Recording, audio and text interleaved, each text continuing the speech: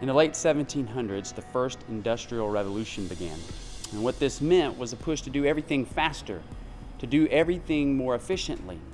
And so with this revolution, we saw a boom to industry, a push for commerce, but we also saw the birth of factories, places where things were made to look exactly the same, to look identical to one another, where things were produced in extremely mass quantities. And that was awesome because factories produce some very, very cool, very useful things for our lives, like cars and computers, and like this factory that we're in right now, air conditioning units that help us cool our houses down on hot summer days like today. But we didn't always have factories. Before the Industrial Revolution, things were almost entirely made by hand, made by people that were considered to be craftsmen.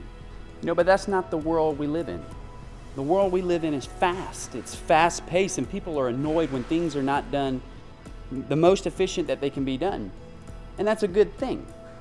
I mean, look at the world we live in today. I can get my favorite meal at my favorite place delivered to my car in less than 3 minutes. We watch whole movies on our phone and literally can find almost anything I want to buy at a place called Walmart.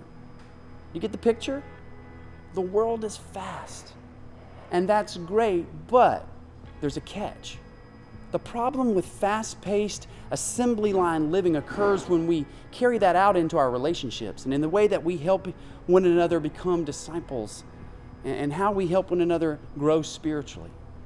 In Matthew 28, Jesus asked the disciples to make something, literally, according to the original language, to handcraft something. He wanted them to go out and make other disciples. I think it's easy for us to get caught up in the mindset of thinking that the church is a big factory where Christians are manufactured or produced, and they all look the same and act the same. And we get caught up thinking that if I can just get my friends to go to the big Christian factory, that everything will be okay. And I think Jesus would be disappointed with that. He would be saddened with that. When he said, go and make disciples, he was talking to all of us, every single one of us.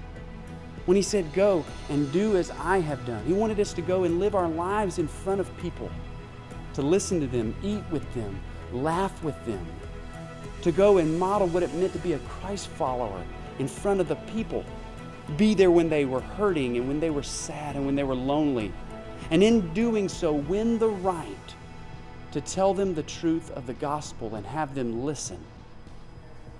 God wants us to handcraft disciples.